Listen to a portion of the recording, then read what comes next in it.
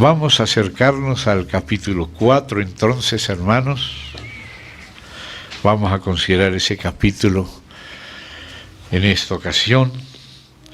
Lógicamente que como ya llevamos un tiempito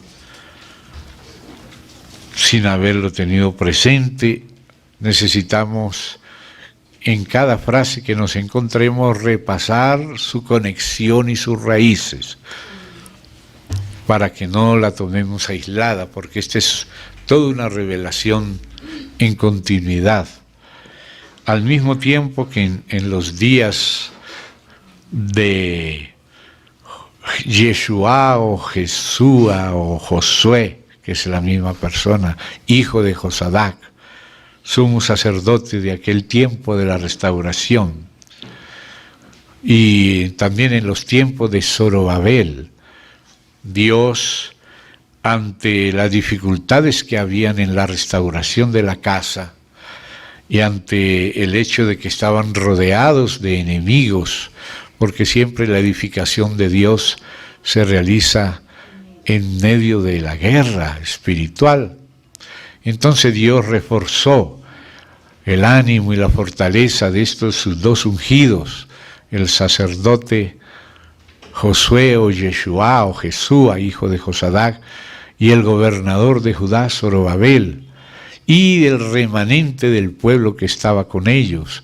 Dios los animó por medio de las profecías de Ageo y de Zacarías. Y recordemos lo que vimos la vez pasada en el capítulo 3 de Zacarías, de que Yeshua y los que estaban con él allí son llamados varones simbólicos, o otras traducciones dice hombres de presagio. Y la traducción King James, cuando se pasa al portugués y de ahí al español, dice hombres simbólicos que representan eventos del futuro. O sea que esta profecía tiene una doble locación. Tenemos que ubicarla en el tiempo de Jesúa y de Zorobabel, cuando estaba comenzando el período, el tiempo de los medopersas, en el cual se cambió el espíritu de la época, el Zeitgeist, es la palabra en alemán que está muy de moda, que quiere decir el espíritu de la época. Zeit quiere decir tiempo y Geist quiere decir espíritu, como Ghost en inglés, Geist en alemán. Z-E-I-T-G-E-I-S-T, Zeitgeist, Geist, quiere decir el espíritu de la época. Cada época tiene su espíritu y sus elementos. Como hemos recordado en estos días, el tiempo de de Babilonia fue un tiempo de esparcir piedras, un tiempo de dispersión y diáspora, un tiempo de cautiverio, un tiempo de esclavitud, un tiempo de tristeza. Pero fue un tiempo que Dios determinó de 70 años para que su pueblo se purificara, su pueblo descubriera que el mundo que estaba anhelando de falsos dioses y cosas era una cosa verdaderamente maligna, y al poder estar allá metidos hasta la coronilla, aprendieron lo que era la locura de la idolatría, y por lo menos un remanente buscó a Dios de corazón, y por eso mismo dice Dios que lo encontrarían. Y esa profecía que él había hecho ya con Jeremías, que fue el tiempo de la cautividad, se cumplió, y ese remanente empezó a salir de Babilonia y a venir en un primer contingente con Yeshua, con Zorobabel y los que la Escritura dice que vinieron de Jerusalén, y eso está escrito allí en los libros de ese período, ¿no? Que son Esdras, Nehemías, Ageo, Zacarías e incluso Esther, son de ese período.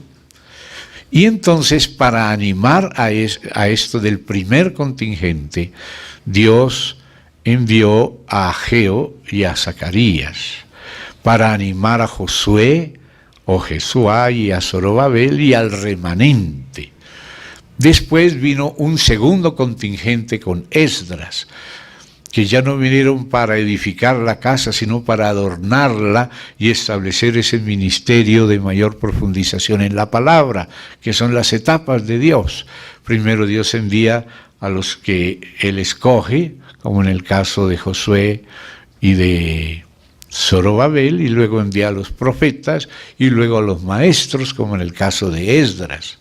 Entonces fueron contingentes diferentes, y ahora estamos leyendo por lo pronto a Zacarías, viendo de qué manera Dios hablaba para promover la restauración de la casa de Dios, centrarlos a ellos en lo que era el propósito eterno de Dios, y Dios les prometía que Él se encargaría de todo lo demás, como también dijo el Señor Jesús, que nos ocupemos primeramente del reino de Dios y las demás cosas serán añadidas. Y así se habla claramente en Esdras y también en Zacarías. Dios va dando instrucciones, y estas son las instrucciones de la restauración. Los profetas que fueron los profetas de la cautividad, como Isaías, como Jeremías, como Ezequiel, como el propio Daniel y otros de los profetas menores, ellos nos dan la razón de por qué hubo cautividad y dispersión. Gracias a Dios, que Dios también utilizó su corrección para producir un remanente fiel, porque el castigo de Dios no es solamente punitivo, sino correctivo. Y cuando se cumplió el tiempo y apareció ya ese remanente, como Dios prometió que aparecería, entonces ese remanente pudo avanzar. Hubo personas que no le siguieron al Señor, se quedaron en el mundo, se quedaron allá en Babilonia, pero aún Dios se quedó también con ellos, porque el libro de Esther nos habla de los que se quedaron, y aún así, sin mencionar el nombre de Dios, en el libro de Esther se ve la mano de Dios, aunque no el nombre, porque Él es siempre fiel, tanto a aquellos que caminan con Él, como a todos los demás que se dicen ser su pueblo. Él procura llevarnos con Él. No todos le siguieron en la vanguardia, pero bueno, fueron guardados por Dios en ese tiempo de Persia. Después vendría el tiempo de Grecia, y en Zacarías vemos un recorrido por todos los tiempos. Allí se menciona el tiempo de Babilonia, los 70 años, se menciona también las cosas propias del periodo de ellos, pero como estábamos recordando Zacarías 3, los acontecimientos de ese periodo de Persia, cuando se reconstruía primeramente el templo de Dios y entonces la ciudad de Dios con Nehemías, primero el templo, después la ciudad, también Dios estaba anticipando tipología, alegoría, o como se dice, presagio o símbolo. De estos símbolos se dice también por Pablo, y seguramente Pablo se acordaba de esta palabra, que eran varones simbólicos, y dice que las cosas que se escribieron antes para nuestra enseñanza se escribieron. Y también dice que lo que les aconteció al pueblo de Israel en el pasado era símbolo de las cosas presentes para los que alcanzarían los tiempos del fin, o los últimos tiempos, o postreros tiempos. Entonces, por eso es necesario que nosotros leamos con mucho cuidado, porque aquí también, como ya lo hemos visto en otras ocasiones, el Espíritu Santo está hablando en varios planos. Dice la Escritura que lo que ha de ser fue ya, y Dios restaura lo que pasó. O sea que cosas que serán en el futuro tuvieron su periodo de tipología. Y entonces aquí nosotros también vamos a ver eso, vamos a leer las dos lecturas, como el cumplimiento tipológico es como una especie de presagio, como dice, o símbolo del movimiento del futuro. No se escandalice con la palabra presagio, ha sido en algunas versiones una traducción legítima, que no se trata de cosas ocultistas, sino de principios bíblicos. Claro que también el enemigo siempre quiere llevar agua para el molino de él y tergiversarla, pero el principio de los presagios acontece en la Biblia. Voy a decirles un ejemplo. Ustedes ven que en un cierto momento Saúl, de quien se había apartado el Espíritu del Señor, porque él no obedeció a Dios, él solo quiso hacer las cosas a la manera de él, pensó en lo suyo y no en lo de Dios, no representó fielmente al Señor, entonces el Señor tuvo que quitar el reino de él y dárselo a David. Pero cuando Saúl se agarró del manto de Samuel, se le rasgó el manto. Vamos a decir que ese fue un presagio, y así lo interpretó el propio Samuel. En el momento que él se iba ya, en el momento que Samuel tuvo que hacer lo que no hizo Saúl, que fue aplicar el juicio al pecado, al mal, eso no lo hizo Saúl. Saúl perdonó las cosas, por eso Jeremías tenía que decir así, porque Jeremías vino después del tiempo de Samuel. Maldito aquel que detuviere de la sangre su espada. O sea, Saúl tenía que aplicar el juicio a los que mataron a las mujeres, los niños del pueblo de Israel y todo eso, pero él los perdonó. Y Agag andaba entre ellos como si fuera inocente y no hubiera hecho nada. Entonces, cuando llegó Samuel y encontró las cosas así, lo que debía haber hecho Saúl, como no lo hizo Saúl, le tocó hacerlo a Samuel, porque fue a través de Samuel que Dios puso a Saúl. Entonces, si no se hizo cargo el sargento, tendrá que hacerlo el teniente. Si no lo hace el teniente, le toca hacerlo al capitán, o al mayor, o al coronel, o al general. Y eso fue lo que tuvo que hacer Samuel, poner en orden lo que el que debía haberlo hecho no lo hizo, le tocó hacerlo a Samuel, y tomó él mismo la espada y aplicó la espada a Agag. Y sobre eso dice después Jeremías: maldito aquel que detuviere de su sangre la espada. Eso está en Jeremías 48. Aquel que no aplica el juicio de Dios, que se hace el tonto y que no representa el sentir de Dios, la justicia de Dios. Entonces la tuvo que aplicar Samuel, y por tanto tuvo que abandonar, dejar a Saúl en lo suyo propio, porque Dios lo dejó en lo suyo propio, porque Dios le dio claras órdenes y él no las aplicó. Entonces, pues que siga su propio camino, pero no está Dios con él, porque no es Dios el que tiene que seguir nuestros caminos, sino nosotros los que tenemos que seguir los caminos de Dios.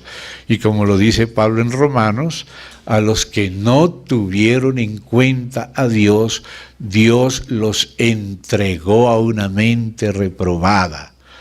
Entonces, si uno no quiere atender a Dios, entonces queda a merced de espíritus de error y cosas inconvenientes. Entonces, así pasó con Saúl, y Dios tuvo que entregar el reino a David. ¿Ve? Entonces, ahora estamos en ese otro tiempo, cuando Dios quitó a los reyes de Babilonia y puso a los reyes de Persia, donde ahora el espíritu de la época, el Zeitgeist, mudó. Ya no era más tiempo de dispersión, de esparcir piedras, sino de recoger piedras, de restaurar piedras. Ya no era tiempo de cautiverio, sino de retorno del exilio. Ahora era tiempo ya no de que el templo de Dios fuera profanado, sino de que el templo de Dios fuera restaurado. Ahora, el principio de la casa de Dios no es una cosa solo de la época de Persia, es una cosa que empieza en el Génesis, se desarrolla en el tiempo de los patriarcas con Betel. En el Génesis comenzó con Eva, la edificación de Dios para Adán, figura de Cristo. Y después del tiempo de los patriarcas siguió en el tiempo de Moisés con el tabernáculo. Y después en el tiempo de Salomón, hijo de David, figura de Cristo, con el primer templo, pasando del tabernáculo o la tienda al templo. Y después, entonces, por la infidelidad, hubo el abandono del templo por causa de las personas, incluso por causa del Señor, cuando leemos que se levantó del santuario del Santísimo y se colocó a la puerta. Y la gente no entendió que Dios estaba yendo por causa de las abominaciones de ellos, y después se paró de la puerta y se fue. Dios tuvo que esconder su rostro por un tiempo, pero Dios es misericordioso, envía profetas para la restauración y Él regresa otra vez al templo. Qué precioso. Él regresa otra vez, pero lógico que tiene que haber habido una limpieza, una restauración del altar y de la casa y de la ciudad. Primero el altar es la consagración a Dios mismo, y entonces ahora Dios puede expresar su voluntad en la casa, que es la iglesia en el Nuevo Testamento, pero la influencia de la casa tiene que aplicarse a la ciudad. O sea, lo que recibimos del Espíritu en la casa es para que influya en todos los aspectos de nuestra vida y a nuestro alrededor, y nuestro testimonio y envío de parte de Dios al mundo es para alcanzar a la gente del mundo. Y hasta en el último tiempo y en el tiempo del prueba para todo el mundo, una multitud incontable lavará sus ropas en la sangre del Cordero, como dice claramente Apocalipsis. Y los que tienen algo del Señor son los que tienen que compartirlo y ocuparnos de ese precedente y de vivir en serio según Dios. Satanás nos quiere adormecer, nos quiere paralizar, nos quiere desviar, nos quiere matar. Y estamos en esa guerra, pero no estamos solos. Mayor es el que está en nosotros que el que está en el mundo. Amén. Entonces, todo esto que estamos viendo acá no son pasajes aislados, sino que están dentro de ese motivo de la casa de Dios, que está en el corazón de Dios. Dios dijo: le haré bodas a mi hijo. ¿Ve? Y esa novia del Hijo es la iglesia, es el pueblo de Dios. Y eso es lo que está en el corazón de Dios. No es bueno que el hombre esté solo, le haré ayudadora idónea, dijo de Adán. Pero Adán, como lo dice el Espíritu por Pablo en Romanos, es figura de aquel que vendría. Por lo tanto, Eva es figura de la iglesia. Y por lo tanto también se desarrolla de Eva en Betel, de Betel en tabernáculo, de tabernáculo en el templo, y el templo son 3 templos para que haya resurrección, ¿verdad? Para que la vida de resurrección prevalezca. Por eso cuando Satanás estaba acusando a Josué, el Señor Hijo le dice a Satanás que el Señor Padre, Yahvé el Hijo, dice: Yahvé te reprenda, oh Satanás. Yahvé, que ha escogido a Jerusalén, te reprenda. ¿No es este un tizoncillo arrebatado del infierno? O sea, del incendio, perdón, que está como un carboncito debajo de la ceniza, pero el Señor vuelve a soplar para que el carboncito vuelva a tener fuego. Y eso lo vimos en la vez pasada, ¿verdad? Hablando de Josué, hijo de Josadac. Ahora, como en el capítulo 3, la profecía vino para Yeshua o Jesús o Josué, ahora en el capítulo 4 va dirigido a Zorobabel. Uno representando el ungido en cuanto al sacerdocio, y otro, Zorobabel, representando el ungido en cuanto al gobierno, porque esas son 2 instituciones de Dios, son 2 ungidos. Dios gobierna en los cielos y en la tierra, y el sacerdocio y el gobierno, el rey o el gobernador, son de parte de Dios para representar la autoridad de Dios en las cosas celestiales y también en las terrenales, porque Él reina en cielo y tierra. Él siempre ha reinado en el cielo, pero ahora el propósito de su casa, de tener casa, y es para tener ciudad gobernada por la casa, gobernada la casa por Dios, por el Espíritu y la palabra. El objetivo es lo mismo que le dijo a Adán y Eva. ¿Qué le dijo a Adán y Eva? Creced, multiplicaos, hinchid la tierra y sojuzgadla. O sea, extiendan mi reino. Yo quiero extender mi reino a través de ustedes. Para eso es la familia, para que haya una descendencia para Dios, porque Dios es un Padre que quiere estar rodeado de hijos. Y me seréis hijos e hijas, y yo seré vuestro Dios. ¿Ve? Entonces eso es lo que Dios está haciendo. ¿Qué dijo el Señor Jesús también a punto de ascender?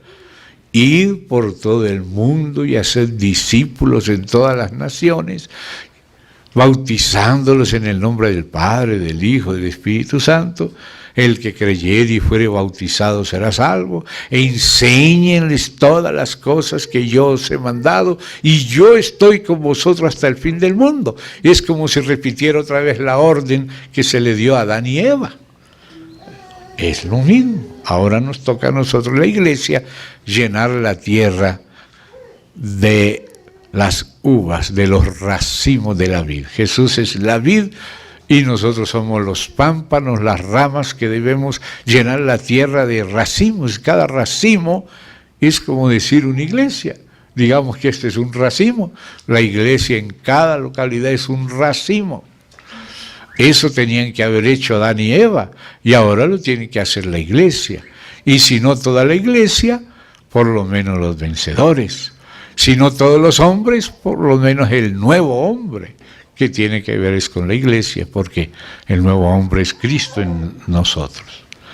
Entonces tenemos que tener en cuenta ese panorama general, no perderlo, para que cada pedacito lo colguemos en su debido lugar, porque es un avance en todo ese proceso. No es un pasaje suelto, es un pasaje en un contexto de la economía divina. Amén, lo que se llama la economía del cumplimiento de los tiempos. Aquí estamos en el tiempo de Persia. Amén. Pero un tiempo de Persia es un símbolo de eventos futuros y debemos leer en los dos niveles. Entonces, vamos al verso 1. 4:1. Volvió, yo lo pongo aquí con la mayúscula, ya lo hemos explicado, vamos a recordarlo. Volvió el ángel que hablaba conmigo. Si tú tomas esta frase aislada, puede ser que tú también lo pongas con minúscula. Pero si tú empiezas a retroceder y a ver dónde comenzó esto, ya sabes quién es este ángel que hablaba conmigo.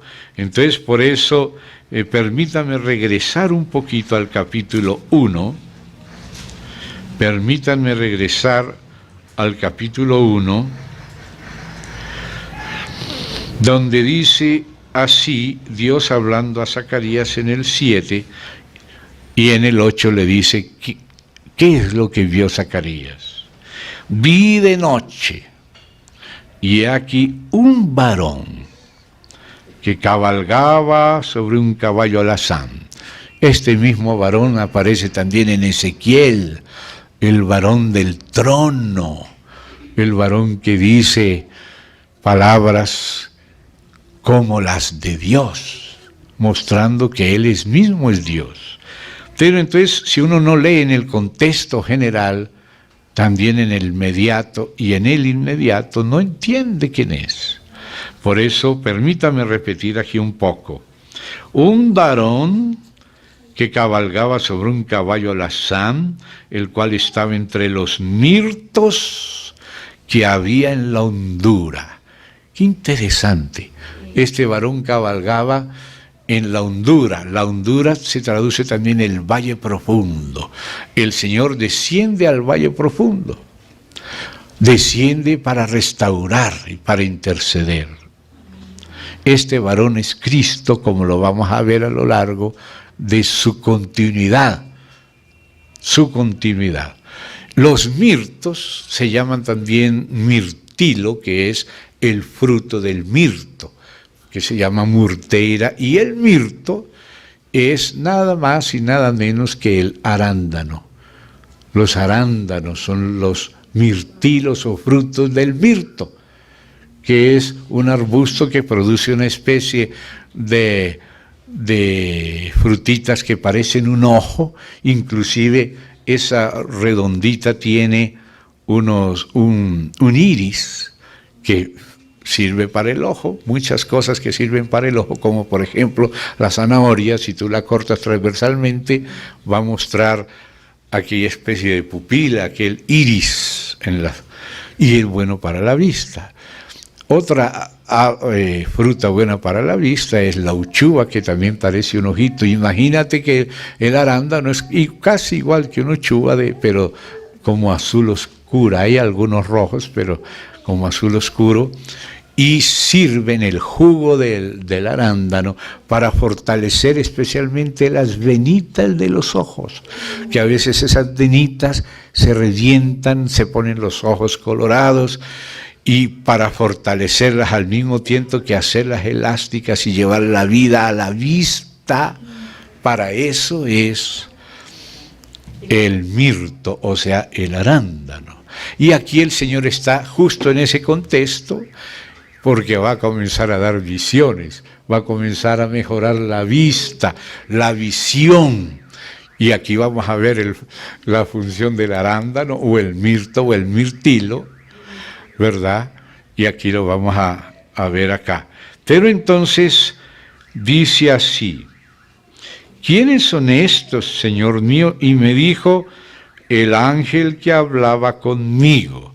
O sea, viene hablando con este varón, y ahora dice que este varón es un ángel que hablaba con él. La palabra ángel, como lo repetimos constantemente aquí, y como los que quieran profundizar, le pido que vuelvan a releer con su Biblia ese folletico que publicamos, que no se enseñó aquí, sino que se enseñó con más detalle en Salvador Bahía, un folletito que se llama Salidas Teofánicas del Ángel Yahvé, el Hijo de Dios unigénito del Padre, porque la palabra ángel es una palabra que se refiere al oficio de una persona. La palabra ángel significa mensajero. Así que si un ser humano es un mensajero, se le diría en hebreo malach, como se le dice a Malaquías, mensajero de Yahvé, Malaquías. El Ías viene de Yahvé y el malach quiere decir mensajero. También hay a los ángeles de las iglesias, en Apocalipsis le llama ángeles, o sea, mensajeros.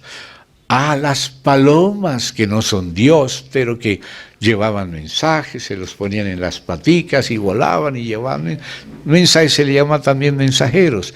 Y Dios tiene a su Hijo como el principal mensajero, el ángel de su faz, el ángel que lo representa. Pero ya hemos estudiado, hoy el tiempo es solo para resumirlo, les pido que lean y estudien eso con la Biblia, y que lo estudien junto con aquel que habla de la divinidad del Hijo, para no interpretar al Hijo como un ángel creado, porque hay ángeles creados que Dios los crea para ser mensajeros, como el ángel Gabriel, que no existía y que nunca se le llama Dios. Pero al ángel de la faz, esa es una expresión que se refiere a Jesucristo en Isaías.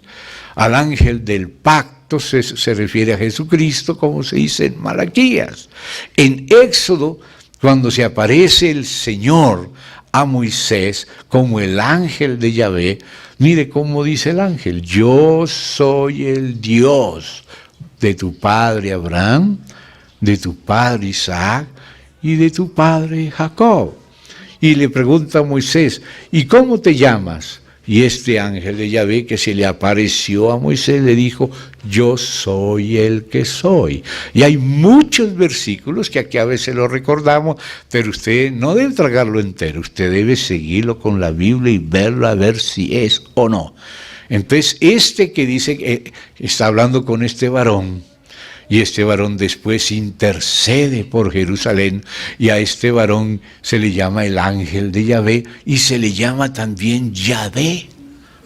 Es Yahvé, pero en su función de mensajero y de intercesor, como es una de las funciones o dos del Hijo de Dios, que es el Verbo que estaba con Dios y era Dios, y es el testigo del Padre, y en él es que está la faz de Dios. Entonces usted no se preocupen por la palabra ángel como si se negara la divinidad del Hijo, porque ángel es la palabra del oficio de mensajero, y el Hijo, que es Dios con el Padre, es el mensajero principal y primero del Padre.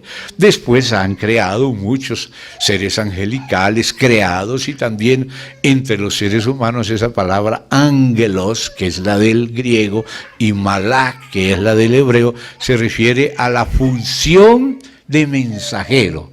Entonces es en ese sentido que se refiere a Cristo como el mensajero de Dios, no para negar su divinidad, que en muchos versos se confiesa, tanto por el propio Padre, por el propio Hijo, por el Espíritu Santo a través de los apóstoles en el Nuevo Testamento, de los profetas en el Antiguo. Lean esos folleticos, porque muchos de esos no han sido enseñados aquí. Y muchos de esos ya vienen de tiempo atrás, de muchos hermanos nuevos, y estas son cosas que hay que estudiarlas con cuidado. Y les insisto, por favor, hermano, aproveche esos folleticos, no tanto por ser folleticos, mire los versículos que se juntan ahí. El objetivo es juntar los versículos. Aquel que dice el testimonio divino acerca de la divinidad del Hijo, ese viene junto con el de la encarnación del Hijo, su humanidad, y viene junto con su aspecto de mensajero del Hijo de Dios, que se le llama el ángel del pacto, el ángel de su faz, el ángel de Yahvé, pero que al mismo tiempo dice él que él es Dios. Pero también vimos aquí cuando estudiamos el capítulo 2 de Yahvé enviado y Yahvé que envía. Ya estudiamos eso en el capítulo 2 de Zacarías, solo lo estoy refrescando para ver la continuidad. Y eso no soy solamente yo el que lo ve así, hermano, no.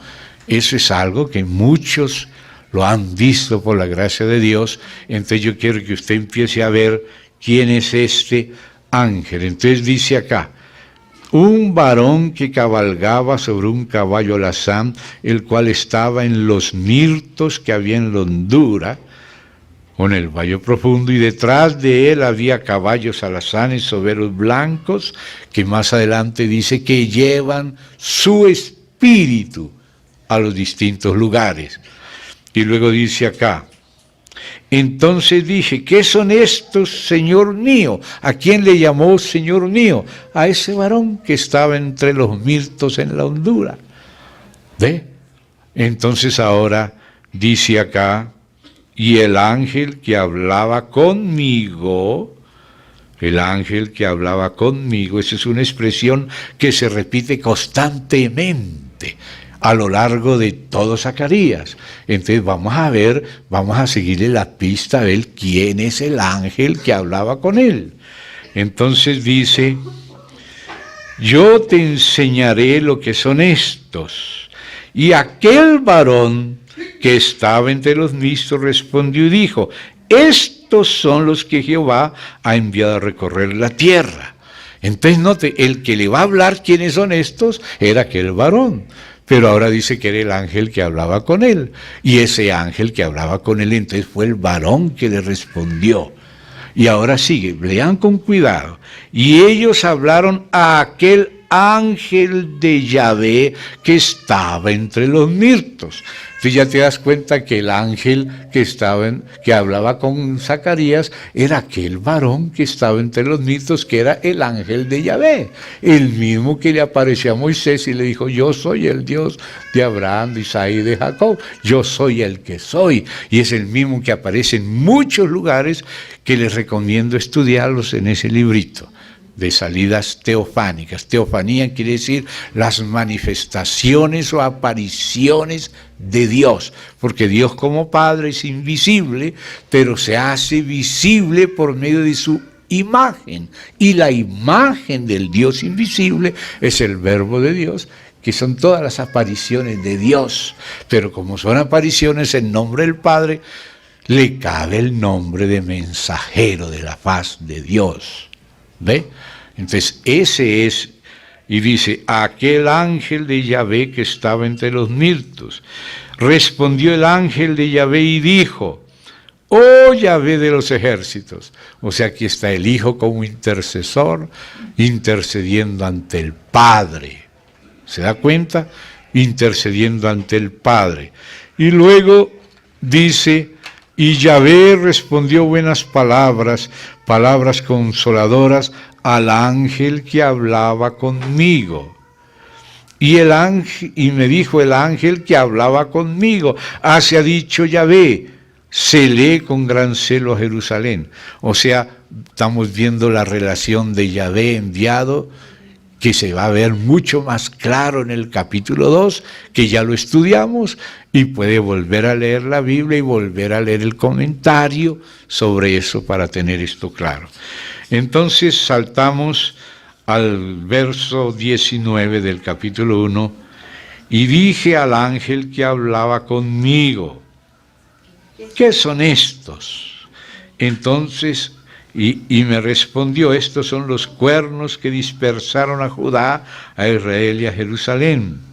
Me mostró luego Jehová 4 carpinteros, y yo dije, ¿qué vienen a hacer? Note que aquí ya le llama Jehová, y él era el ángel que hablaba con él.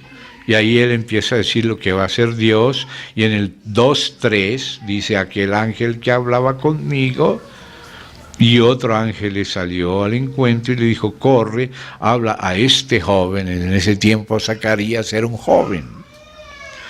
Y luego seguimos viendo y llegamos al capítulo 3, y me mostró al sumo sacerdote Josué, el cual estaba delante del ángel de Jehová, o Yahvé, el que le apareció a Moisés en la zarza y le dijo, yo soy el Dios de Abraham, Isaac y Jacob.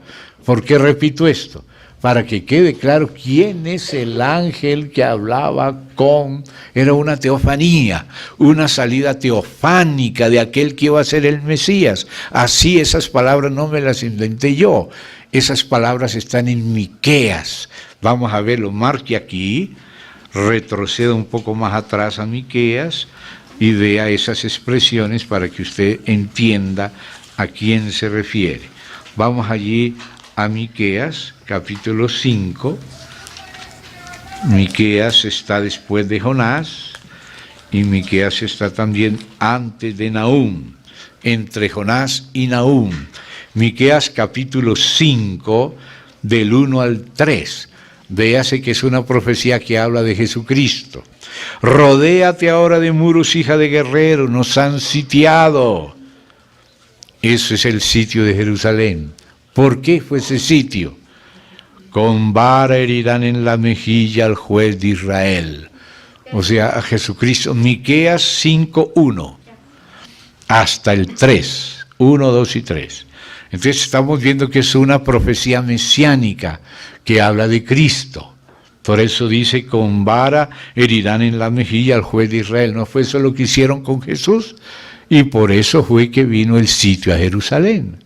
Pero ¿de dónde vendría en lo natural y en lo espiritual este Mesías? Dice, tú, Belén Efrata, pequeña para estar entre la familia de Judá, de ti me saldrá el que será Señor en Israel. O sea, esta es la encarnación del Verbo. Pero ¿quién era este Verbo? Y sus salidas son desde el principio, desde los días de la eternidad. O sea, este que iba a ser el Mesías ya había salido desde el principio para representar a su Padre y conducir a Israel en nombre del Padre. Esas son las apariciones teofánicas de Cristo a lo largo de todos estos. Y así como estoy hablando de las apariciones a Agar, a Abraham, Isaac, Jacob, Job, a Moisés, a Josué, a la propia Agar en el tiempo de Abraham, ahora sigue apareciéndose. Esta es otra de las salidas. ¿Y qué más dice de esas salidas? Dice en Miqueas, sus salidas son desde el principio. Estas salidas son las apariciones de Yahvé. Y dice, pero los dejará, porque nació en Belén, se hizo hombre, murió, resucitó y ascendió. O sea que ahí está la primera venida, pero habrá otra venida porque no lo dejará para siempre. Dice, lo dejará hasta el tiempo que dé a luz la que ha de dar a luz.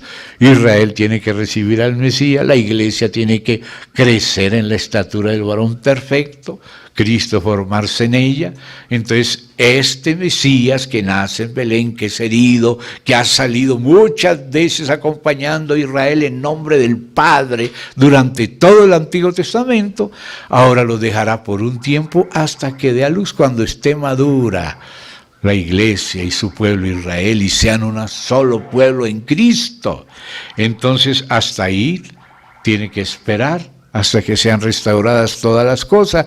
Luego entonces Él viene por segunda vez y dice, y el remanente, o sea, el resto de sus hermanos, se volverá con los hijos de Israel. Por eso Jesucristo le dijo a Israel, tengo otras ovejas que no son de este rebaño, a estas también debo traer, de este redil, y habrá un solo rebaño, que es el cuerpo de Cristo, con judíos y gentiles en Cristo, como dice Pablo, que ese es el misterio de Cristo, que los gentiles son coherederos y miembros del mismo cuerpo por el Evangelio. Entonces está escrito en las promesas a Israel de que habría un manantial para limpiar sus pecados, de que ellos llorarían y reconocerían al Mesías que rechazaron y que recibirían el Espíritu Santo, lo dice ahí claramente en Ezequiel 36. Entonces nos damos cuenta que cuando los judíos empiecen, y ya empezaron, y ya hay iglesias judías en Israel que ya no ni siquiera dicen ser judías, que ya entienden que son el cuerpo. Ese es un proceso que se ha ido dando y acerca del cual nosotros tenemos que hablar, enseñar para colaborar a que se entienda la economía divina. Todo esto está escrito en la Biblia, solo que hay que leer la Biblia con cuidado, dependiendo del Señor, pidiendo su gracia, que Él nos enseñe, y para poder irle cooperando en la medida que le entendemos a Dios. ¿Ve? Entonces ahora viene la otra parte aquí, ¿no? Dice ahí en ese 5.3, el resto de sus hermanos se volverá con los hijos de Israel. Dios juntará los dos rediles, que por un tiempo son dos, pero en un tiempo serán los dos pueblos, hizo uno, pero no en Cristo. Nadie por ser judío o de alguna tribu es salvo en Cristo. Y ese es cuando dice, todo Israel será salvo, es decir, del que todas las tribus tendrá gente representativa en Israel. Durante el milenio, claro que hay el problema, antes del milenio, digamos, para el milenio, aparece el problema que la tribu de Dan no aparece porque se cumple la profecía que ellos, como familia y como tribu, como clan, ellos adoraron ídolos y por eso fueron borrados debajo del cielo temporalmente. Pero luego aparecen otra vez, Dan así en la parte más lejana, pero aparecen en el milenio, en el capítulo 48 de Ezequiel, cuando Dios reparte la tierra a Israel para el milenio. Entonces esa corrección sobre Dan e incluso sobre Israel no quiere decir que Dios los desechó. ¿Acaso desechó Dios a su pueblo? Dice Pablo a los romanos, no lo ha desechado, sino que lo ha corregido. Y si la corrección fue la bendición para los gentiles, cuanto más su restauración, su reinserción en el buen olivo. Ahí es cuando los distintos rediles que fueron distintos mientras Dios trabajaba con unos y con otros. Viene una etapa que es para la segunda venida del Señor y para el milenio, cuando estas dos apriscos o rediles se juntan en un rebaño y un pastor que no es el Papa, sino el Señor Jesucristo. Hay que decirlo claro, porque algunos lo toman por otro lado. Entonces, ya sabemos lo de esas salidas, ¿ve? Entonces volvemos a Zacarías y dice, y dijo Yahvé a Satanás. Entonces ya nos damos cuenta quién es este ángel de Yahvé. El mismo Yahvé, cómo se le aparece a Moisés. ¿Y quién eres tú? El Dios de Abraham, de Isaac y de Jacob, respondió el ángel de Yahvé. ¿Y cómo te llamas? Yo soy el que soy. ¿Se da cuenta? Eso está claramente en Éxodo 3:14. Entonces tenemos que hacer todo el seguimiento para ver quién era este, que yo pongo con mayúscula, ángel que hablaba conmigo. Era aquel varón, Cristo, el ángel de Yahvé, que habla como Yahvé enviado. Y aquí habla como Yahvé, ora como Yahvé en el 3:2. Dijo Yahvé a Satanás, Yahvé te reprenda, oh Satanás. O sea, el Hijo reprendiendo en el nombre del Padre. Eso se entiende cuando entendemos el 2, que lo estudiamos, lo leímos con cuidado. Y ahora, entonces, sobre el 2 viene la base del 3, y en la base del 3 usted ve el 6, y el ángel de Yahvé amonestó a Josué diciendo, así dice Yahvé Sabaoth, Jehová de los ejércitos. O sea que habla en el nombre del Padre, como testigo fiel y verdadero, como el Verbo de Dios. ¿Se da cuenta? Entonces ahora sí llegamos al 4. Y volvió, o sea que era el mismo que venía hablando desde el principio. El ángel que hablaba conmigo. Ya sabes quién es. ¿Ve? No puedes rebajar al Señor simplemente porque venga como mensajero de su Padre. No puedes negar el resto de la Biblia, que lo llama Dios y también mensajero y también hombre, también profeta, rey, sacerdote, porque Él tiene la naturaleza divina, como Él mismo cuando se encarnó dijo, como el Padre tiene vida en sí mismo, así ha dado al Hijo el tener vida en sí mismo. Tenemos que tener todos los versículos para que uno de ellos aislado no nos haga entender mal. Entonces ya sabemos quién es este ángel, ¿verdad? No sé si usted ya lo sabe. Sígalo vigilando en la Biblia, porque nosotros solo podemos hablar. El que revela es el Espíritu. Y me despertó como un hombre que he despertado de su sueño y me dijo, ¿qué ves? Ahí está el efecto de los nirtos, de los nirtilos o de los arándanos que abren los ojos, que mejoran la visión. ¿Qué ves? Y respondí, he mirado, porque es que a veces no vemos porque no miramos. Para poder ver hay que mirar. Y he aquí, mire lo que vio, un candelabro todo de oro. No es la primera vez que aparece el candelabro, ni la última vez. Para entender eso, tiene esta menorá.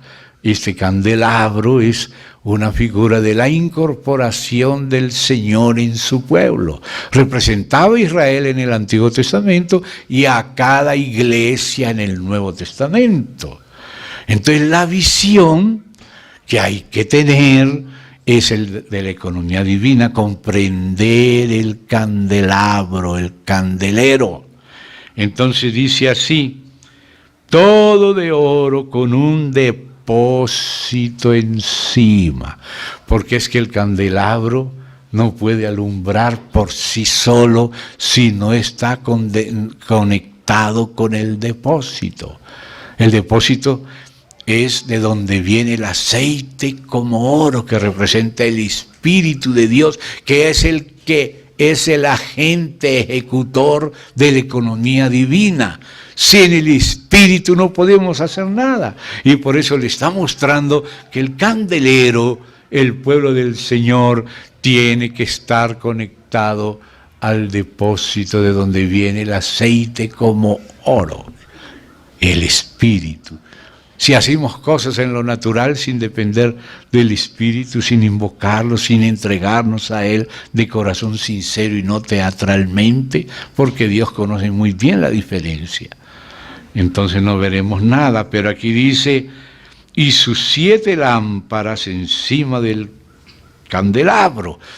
Esta es la vida en espíritu de la iglesia. Los 7 lámparas se refiere a los 7 espíritus, que es el espíritu mismo del Señor que se dispensa en todos los sentidos. Ustedes ven que el espíritu es llamado 7 espíritus aquí en este libro de restauración, pero ya desde antes Dios había adelantado el significado. Entonces marque aquí, porque volveremos acá y vamos a Isaías 11 a ver a qué se refieren los 7 espíritus que están en las 7 lámparas. Entonces en Isaías capítulo 11 encontramos esta figura que aparece también hasta en Apocalipsis, o sea, no para. Y dice así, capítulo 11 de Isaías: saldrá una vara. Note esa vara, vamos a decirle que es como la columna vertebral de todo el candelero. Es el Señor de donde salen los brazos, que sostiene todo. Y esa vara, un vástago, retoñará de sus raíces. Este es el Mesías. Y reposará sobre él, note aquí, el Espíritu de Yahvé. Ahí está la vara, el Espíritu de Yahvé. Ahora mire los brazos a derecha e izquierda. Espíritu de Yahvé, 1. Espíritu de sabiduría y de inteligencia, 2 y 3. Espíritu de consejo y de poder, 4 y 5.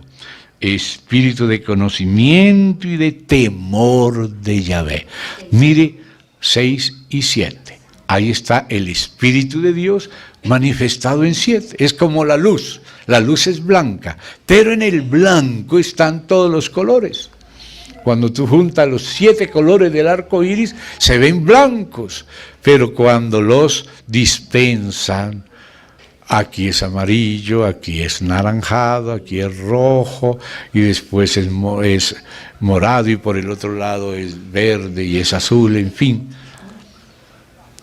Como el arco iris que rodea el trono del Señor, que allá aparece también el Cordero, con 7 cuernos, que son los 7 ojos, que son los que ven, y que son los 7 espíritus de Dios, que es un mismo espíritu según sus distintas funciones. ¿Ve? Entonces eso va a aparecer como apareció, mírelo como apareció en el anterior. Dice el 3:9, he aquí aquella piedra que puse delante de Josué, sobre esta única piedra hay 7 ojos. He aquí yo grabaré su escultura, dice Yahvé Sabaoth, y quitaré el pecado de la tierra en un día.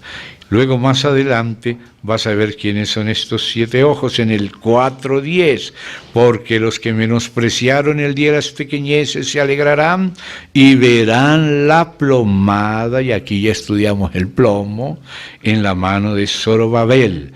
Estos 7 son los ojos de Yahvé que recorren toda la tierra.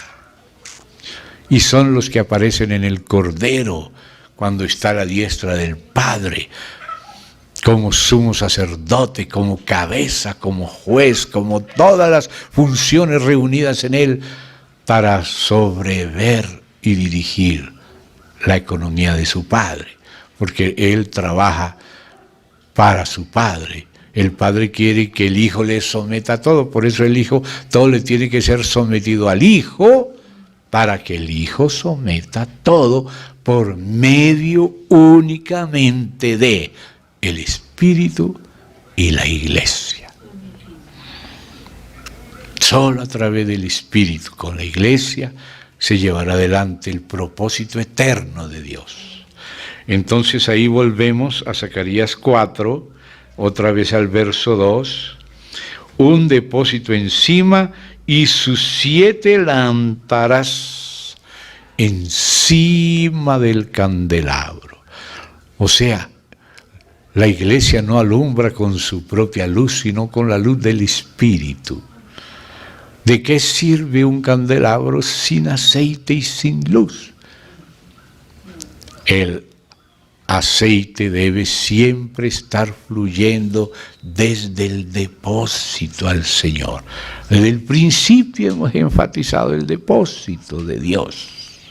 Lo que Dios dio el Padre al Hijo, y el Padre y el Hijo al Espíritu, y el Espíritu a la Iglesia, comenzando por la comunión de los apóstoles, y de ahí pasando hasta el último de los más pequeños santos, más que no está suelto sino en el cuerpo, y que el cuerpo tiene la función del ministerio, de la edificación de la casa, por medio del Espíritu, pero eso fluye del Padre al Hijo, al Espíritu, y a los apóstoles y profetas, evangelistas, maestros, y de ahí a todos los santos, para que todos los santos hagan la obra del ministerio, que es edificarle una casa viva, un organismo vivo, un cuerpo a Dios, para que todo lo haga Dios por medio de ese cuerpo y su espíritu, un espíritu y un cuerpo. Entonces es la visión que él vio, un candelabro, pero con lámparas y conectado al depósito. Y note que habían 7 tubos, y los tubos son los canales del aceite que llegan al espíritu.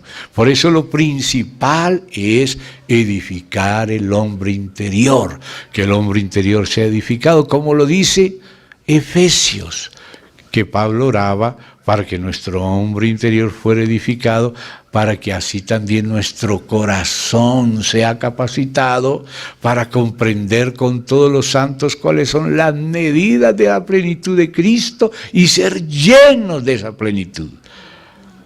Todo esto es lo mismo aquí que allá. Allá es el entendimiento de la verdadera luz. Aquí era una tipología, pero ahora, si nos convertimos a Cristo, vamos entendiendo a Dios. Entonces dice así: y junto a él, note, o sea, junto al candelabro que tiene esas lámparas y tubos, 2 olivos. Estos 2 olivos representan el buen olivo, que es Israel, y el otro olivo que es injertado en el primero. Así como las 2 rediles llegan a ser un cuerpo, así hay el buen olivo, que se refiere al Israel espiritual que viene del Antiguo Testamento, por donde ha pasado el Espíritu de Dios a través de los profetas y siervos de Dios, y en el Nuevo también.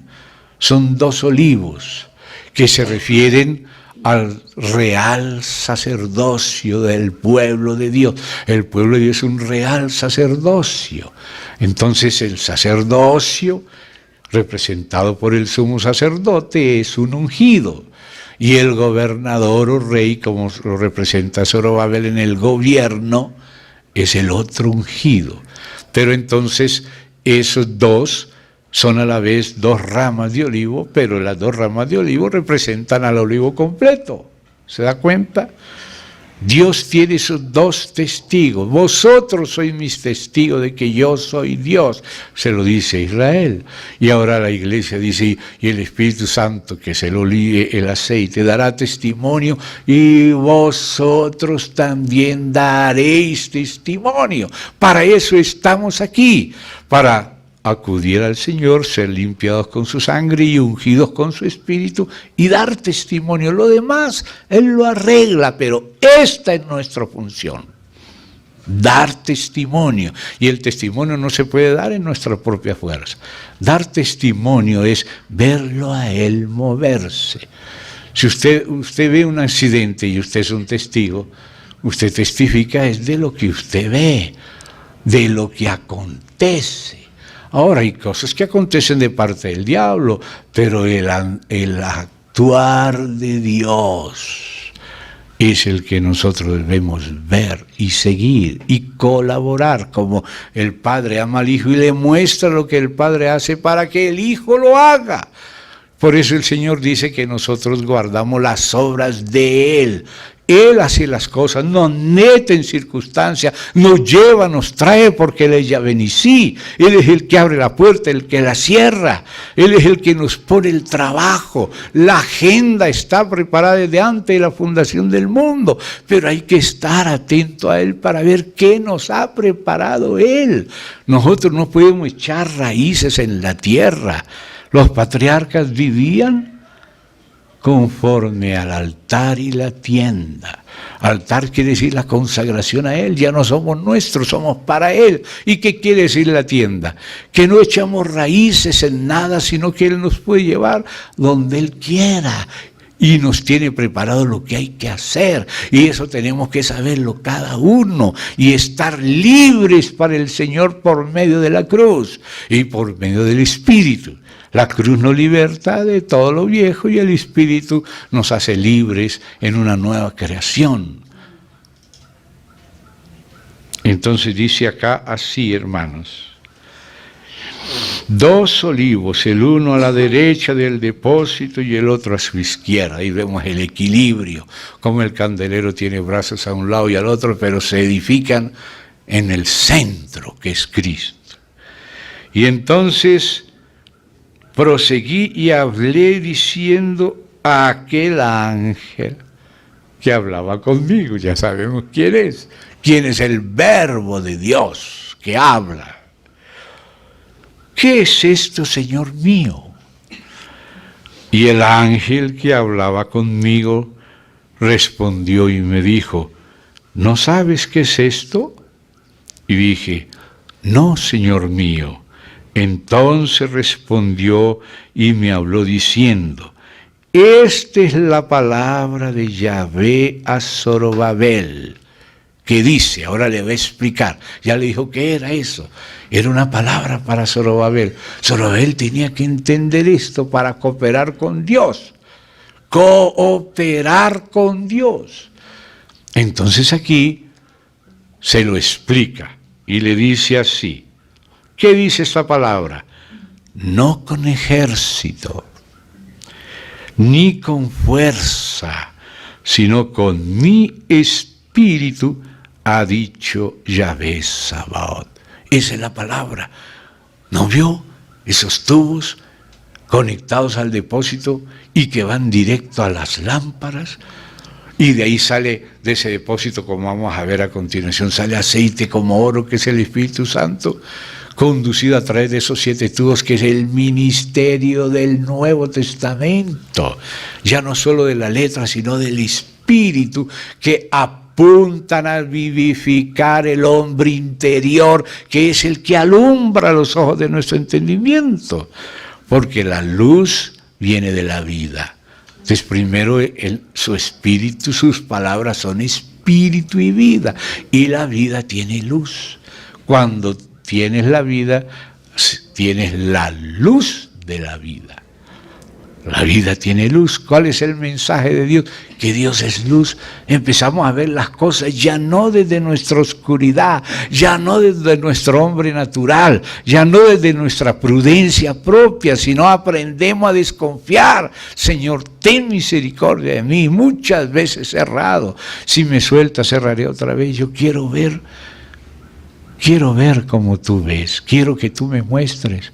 Encomendamos a Él nuestra educación de todo corazón.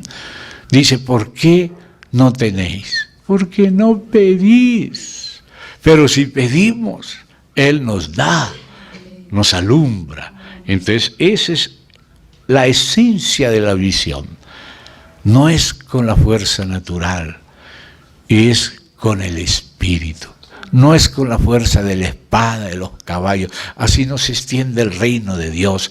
Así lo que se extiende son las cruzadas, lo que se entiende son los templarios y la masonería y todo lo que viene de allá. es depender. Las armas de nuestra milicia no son carnales, son espirituales, poderosas en Dios para la destrucción de fortalezas. Entonces, aquí le dice, y entonces después de hablarle a Zorobabel, le habla a los opositores. ¿Quién eres tú, oh gran monte? Porque todos estos montes eran los reinos de la tierra, las cabezas del dragón y de la bestia. Pero ahora le dice el Señor, ¿quién eres tú, oh gran monte? Delante de Zorobabel serás reducido a llanura. Él, o sea, Zorobabel, sacará la primera piedra. ¿Y cómo se saca? Con aclamaciones de gracia. Gracia, y esa es la gracia la que permite colocar la primera piedra. ¿De qué? De la edificación de la casa. Zorobabel quiere decir una simiente sacada de Babilonia. ¿Para qué? Para reedificar la casa, así como igual con Josué, que era un ungido, ahora con Zorobabel, que es el otro. Sacar el polvo, la ceniza y restaurar las cosas para Dios, para que Dios pueda decir, esto sí es mío, aquí me siento como en casa. Entonces luego dice, vino palabra de Yahvé a mí diciendo, y note, ¿cómo no se animaría Zorobabel si el cielo está hablando de él? Y le dice a Zacarías, las manos de Zorobabel echarán los cimientos de esta casa, y sus manos la acabarán, y conocerás que Yahvé Sabaoth me envió a vosotros.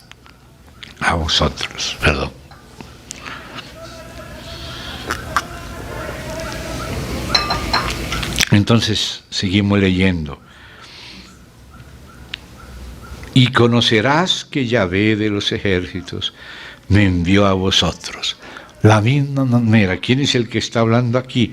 El ángel que hablaba conmigo, el ángel de Yahvé, que habla la misma frase que hablaba en el capítulo 2, donde es bien nítida la presencia de Yahvé enviado y de Yahvé el que envía. Yahvé el que envía es la persona del Padre, y el Yahvé enviado es la persona del Hijo.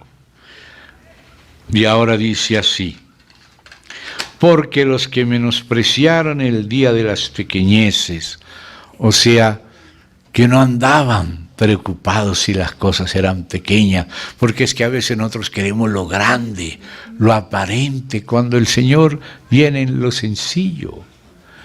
Pero entonces los que no se preocuparon de que las cosas fueran pequeñas, se alegrarán. Y dice, y verán la plomada. O sea, si uno quiere cosas grandes, uno no ve la plomada. O sea, no ve el peso, el plomo de Dios. Por eso estudiamos el plomo, porque aquí se trata de eso. El plomo es el que la plomada lleva siempre todo hacia el centro. Cuando se va para un lado, el plomo lo vuelve al punto central, que siempre se refiere a Cristo. De lo que realmente es de Dios siempre te lleva directo a Cristo. No te deja ir ni al extremo de la derecha ni al extremo de la izquierda, sino que te lleva al punto, porque si no la pared se cae. Si no se cae. Y dice acá, verán la plomada en las manos de Zorobabel. Y empieza a explicar, estos 7, o sea, los del capítulo anterior, son los ojos de Yahvé que recorren toda la tierra. O sea, toda la tierra Dios mirando a ver quién tiene corazón recto, lo dice también allá en Reyes. ¿Quién quiere hacer la voluntad de Dios? Y dice, hablé más y le dije, ¿qué significan estos 2 olivos a la derecha del candelabro y a su izquierda? Pero volví a hablar aún de nuevo, como si se hubiera dado cuenta, bueno, los olivos es mucho más grande que las ramas de olivo. Claro que las ramas de olivo son el olivo también, pero cuando lo ves en las dos maneras es mejor. Ves los dos aspectos, ves la totalidad y ves la verdad presente de la hora. Entonces dice acá, le dije, ¿qué significan estos dos olivos a la derecha del candelabro y a su izquierda? Hablé aún de nuevo y le dije, ¿qué significan las dos ramas de olivo que por medio de dos tubos de oro, o sea, canales, vierten de sí aceite como oro? Este es el Espíritu de Dios simbolizado. Y me respondió diciendo, ¿no sabes qué es esto? Y dije, Señor mío, no. Y él dijo, estos son los dos ungidos que están delante del Señor de toda la tierra, que en este caso eran Josué y Zorobabel, que representan el reino sacerdotal. El reino representado por Zorobabel y el sacerdocio del reino representado por José, que son aspectos del ministerio de Cristo distribuidos en el cuerpo de Cristo. Que Cristo es rey y Cristo es sacerdote. ¿Se da cuenta? Entonces, hermanos, perdónenme, no voy a parar aquí. No me paso unos minutos solamente para hacer una relación aquí. Quisiera que ustedes me acompañen un momentico al libro de Esdras, solo para recordar algo. Libro de Esdras está después de Crónicas. Después de Crónicas, aquí en esta disposición, en el original hebreo, están antes y el último es Crónicas. Entonces, ustedes vean conmigo el capítulo 3 de Esdras. Esdras 3 está dividido en dos partes. La primera parte tiene este título que le puso la Sociedad Bíblica, Restauración del altar y del culto.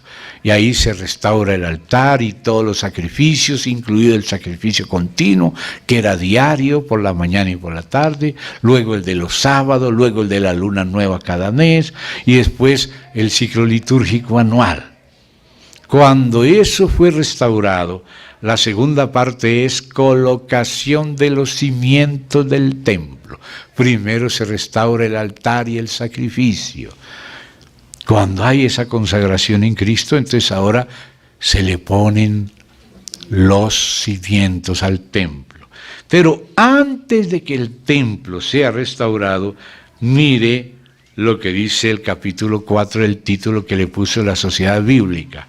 Los adversarios detienen la obra.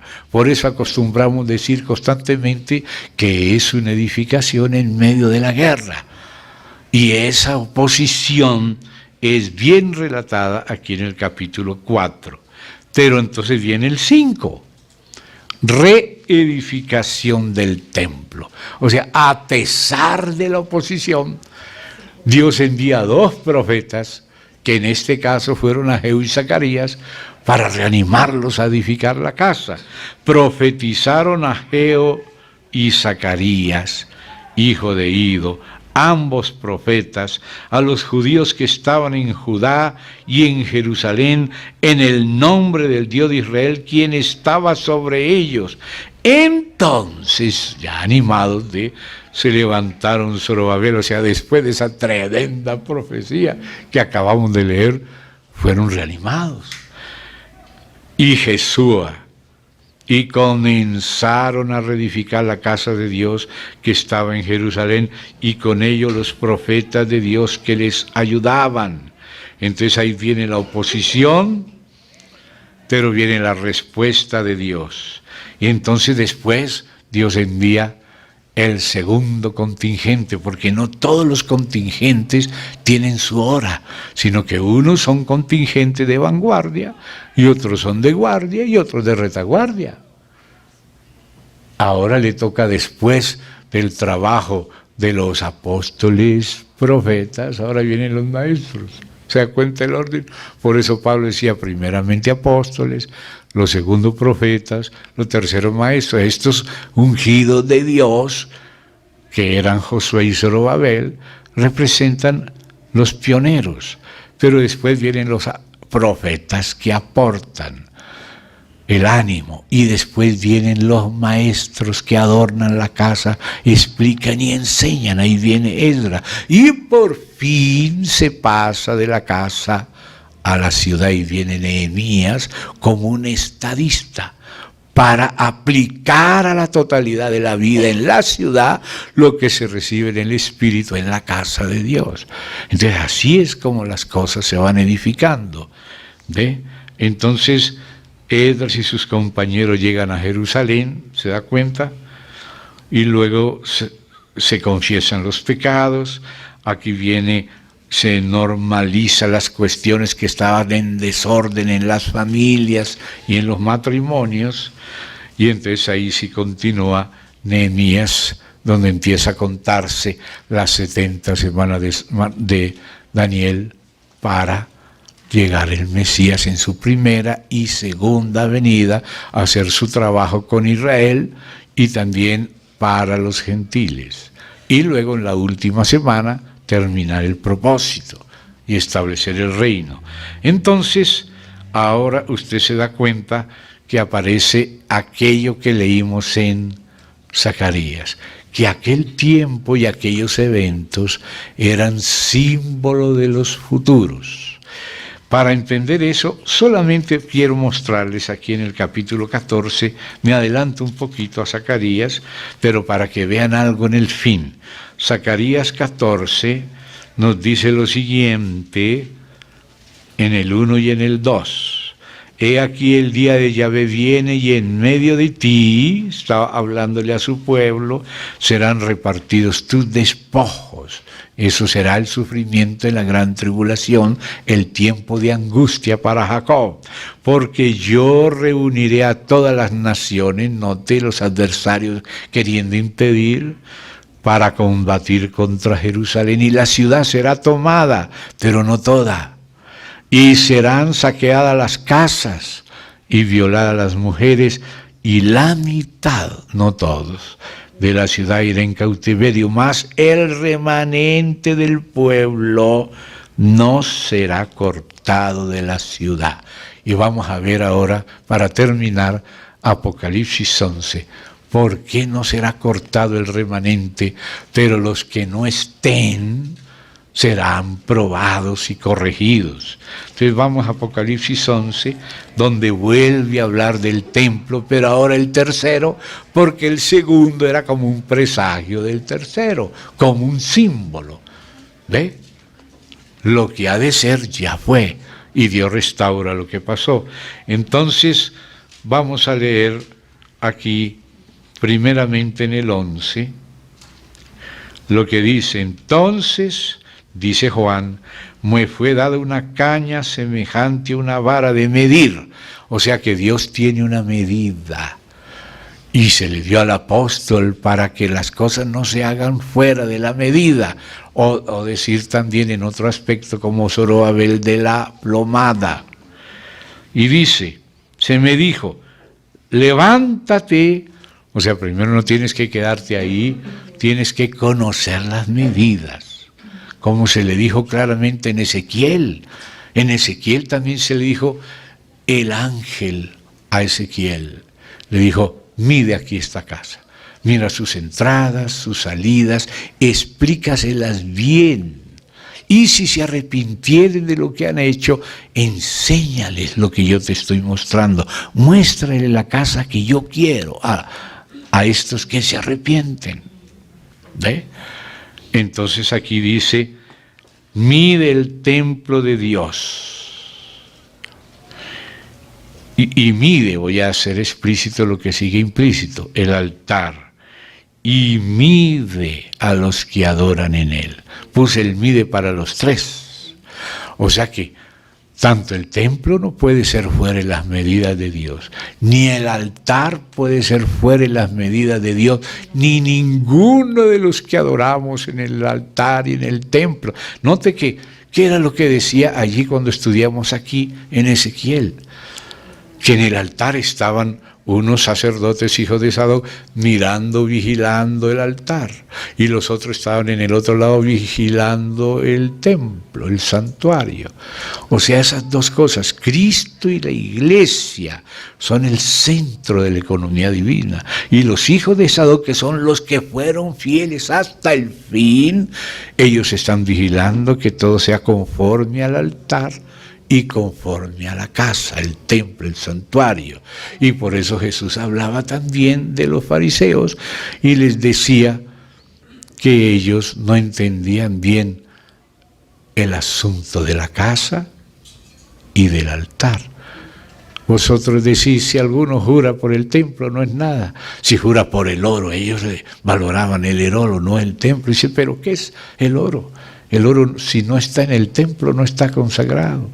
¿De qué es la ofrenda? Si no hay altar, no hay ofrenda. Si no hay consagración a Dios, no hay casa de Dios.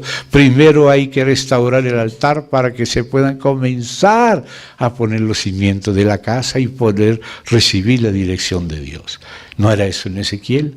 Y ahora no era también en Esdras, y ahora es la misma cosa.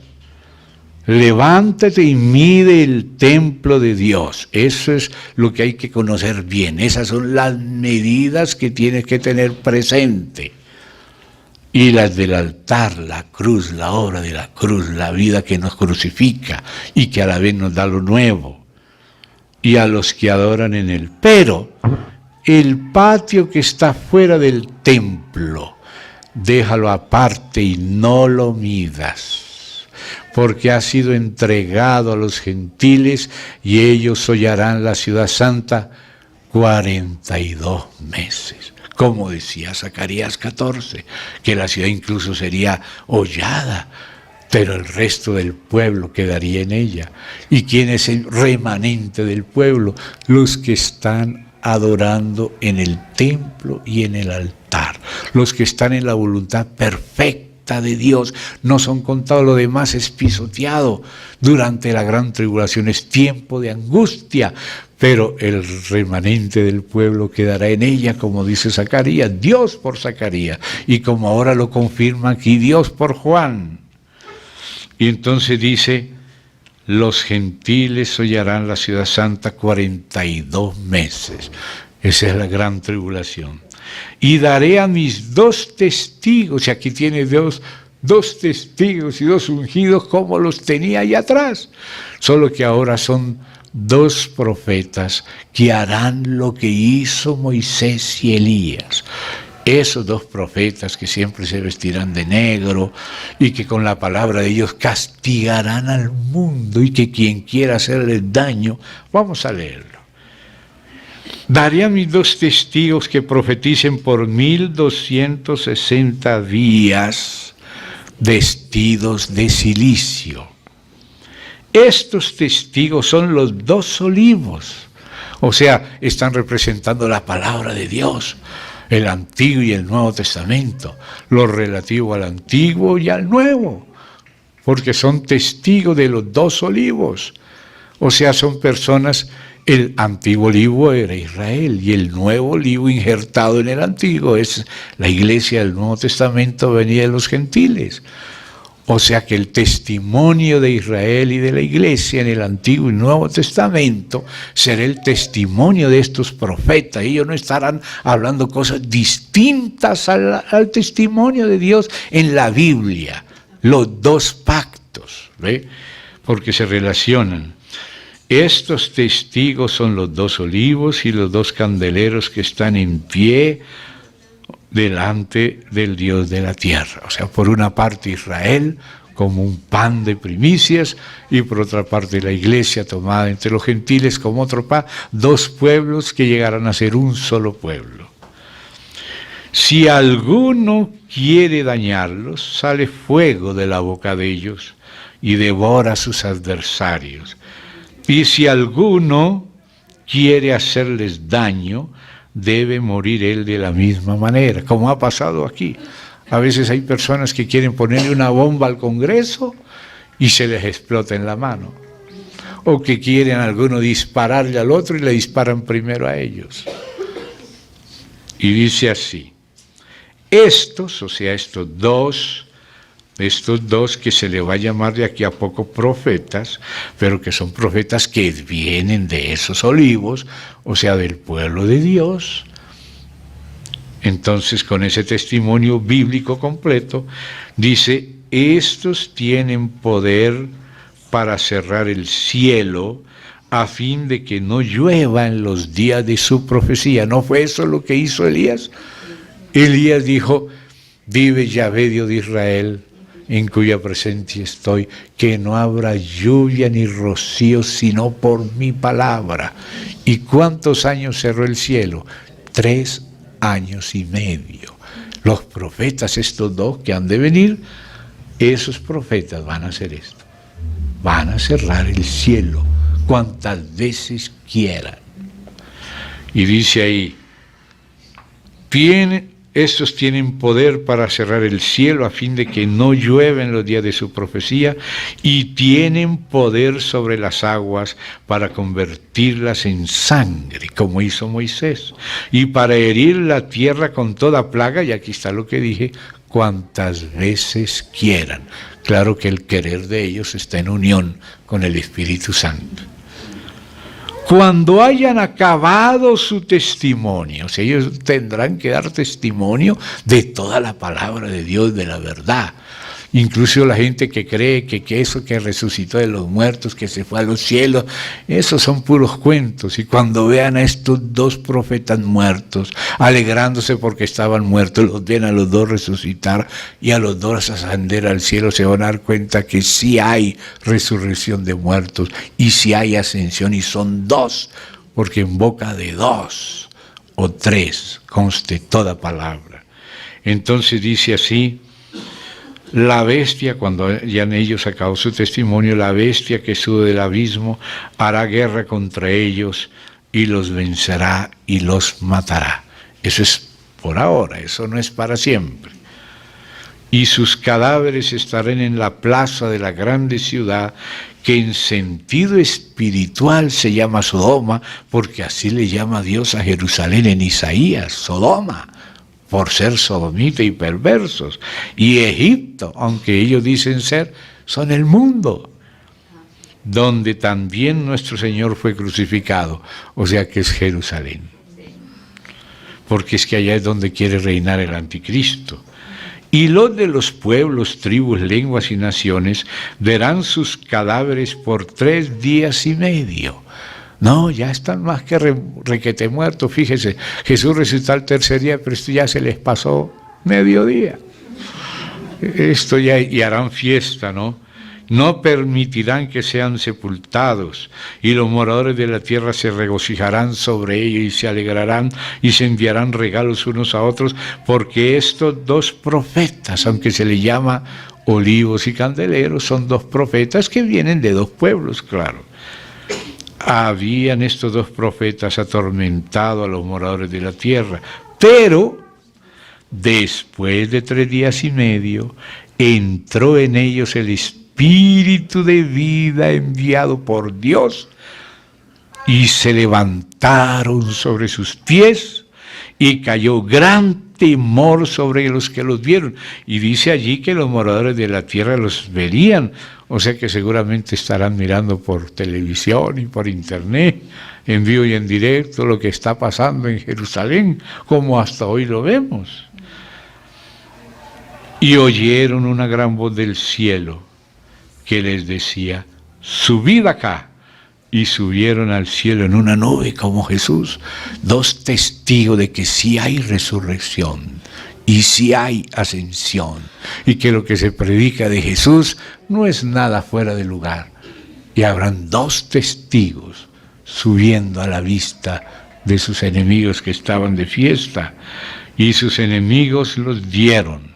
Entonces, mire, en aquella hora hubo un gran terremoto, y la 10ª parte de la ciudad se derrumbó, y por el terremoto murieron en número de 7,000 hombres, y los demás se aterrorizaron y dieron gloria al Dios del cielo. El segundo ahí pasó. He aquí el tercer ay viene pronto, que son todas las plagas que aparecen en la séptima trompeta, en el capítulo 16, las 7 tazas son ese tercer ay. Entonces, hermanos, fíjese cómo se vuelve a repetir. Dios restaurando su templo, ahora restaura el tercero, y la gente se viene contra Israel y Dios juzga, pero reserva su remanente. Amén, hermanos. Démosle gracias al Señor. Querido Padre, te agradecemos que nos concediste esta oportunidad para repasar estas cosas, tenerlas presentes, oyéndolas y oyéndolas hasta que queden más y más definidas en todo nuestro ser y corazón. Síguenos enseñando. Y ahora, Señor, que mis hermanos tienen que regresar a sus casas en este día, rogamos que tú bendigas, que tú abras las puertas para que puedan volver rodeados de tus ángeles y contigo, y según tu gracia, en el nombre del Señor Jesús. Amén.